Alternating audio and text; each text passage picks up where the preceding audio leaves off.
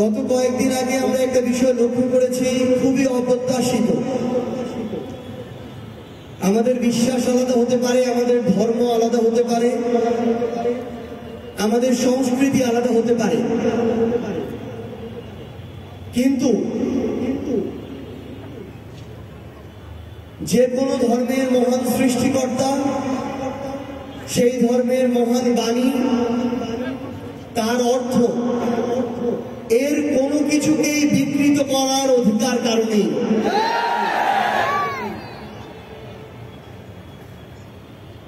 প্রত্যেক ধর্মপ্রাণ মানুষ, ধর্ম হিসেবে আমি একজন মুসলিম,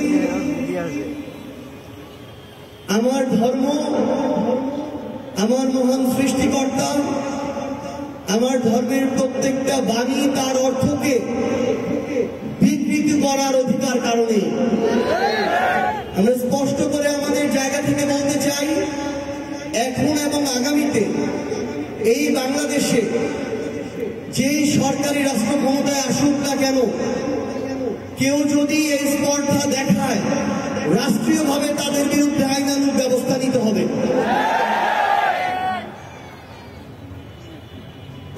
কোন বিকৃত মস্তিষ্কের অধিকারী যদি কোনো সমস্যা সৃষ্টি করে, এরপরে যদি কোনো ধরনের অপ্রত্যাশিত পরিস্থিতি তৈরি হয়, তাহলে শুধুমাত্র যারা এই পরিস্থিতিতে রিঅ্যাকশন দেখাবে তাদেরকে দায় দেওয়া যাবে না,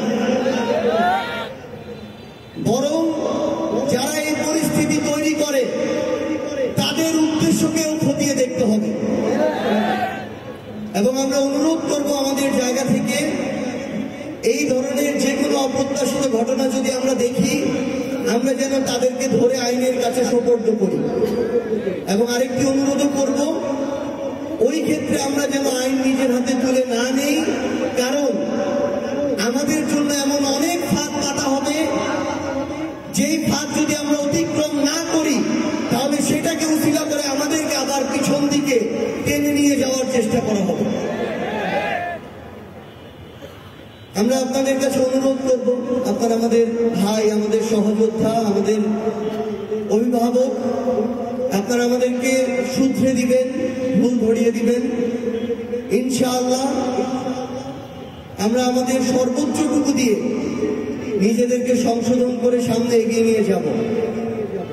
আজকে থেকে 2 বছর আগে আমাদের কল্পনাতেও ছিল না আমরা এই পথে আসবো।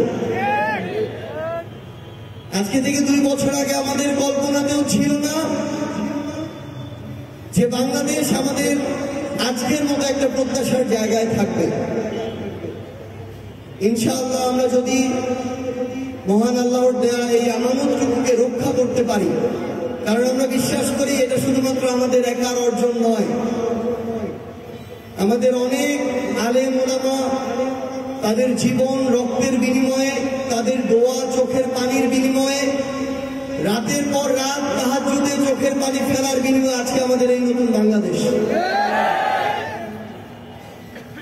এবং আমাদের মহান রব, আমাদের আল্লাহ চেয়েছিলেন বলেই আজকে আমরা এই নতুন বাংলাদেশে আমরা যেন আমাদের এই আমানতটুকু একসাথে রক্ষা করি, এইটুকুই চাওয়া। সবাই আমাদের জন্য দোয়া করবেন। আসসালামু আলাইকুম ওয়া রাহমাতুল্লাহি ওয়া বারাকাতুহু। ওয়া আলাইকুম আসসালাম।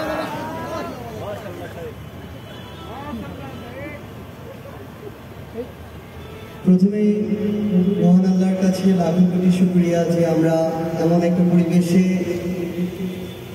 আমাদের এই বাংলাদেশে, আমাদের এই রাজধানী শহরের এমন একটা উন্মুক্ত মাঠে আজকে উপস্থিত হতে পেরেছি।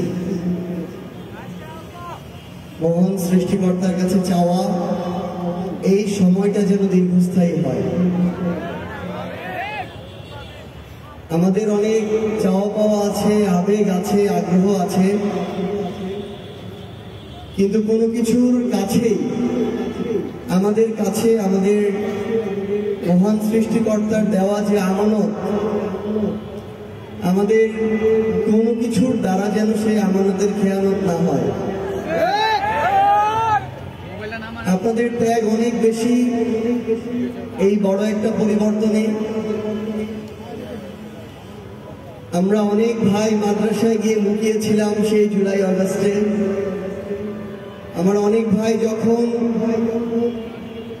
পাঞ্জাবি পায়জামা টুপি পরে রাস্তায় নামতো সেই আন্দোলনে, আমরা বাংলাদেশের অনেক জায়গায় দেখেছি তাদেরকে টার্গেট করে গুলি করা হতো, এবং পরবর্তীতে আমাদের ভাইরা যেন তাদেরকে টার্গেট কিলিং না করা হয় সেজন্য এমন অনেক ভাই ছিল যারা টি শার্ট আর ট্রাউজার পরে রাস্তায় নেমেছিল, তারপরও পিছু হটে নাই। এখন আমাদের কাজ হচ্ছে এই আমানতটাকে দীর্ঘস্থায়ী করা।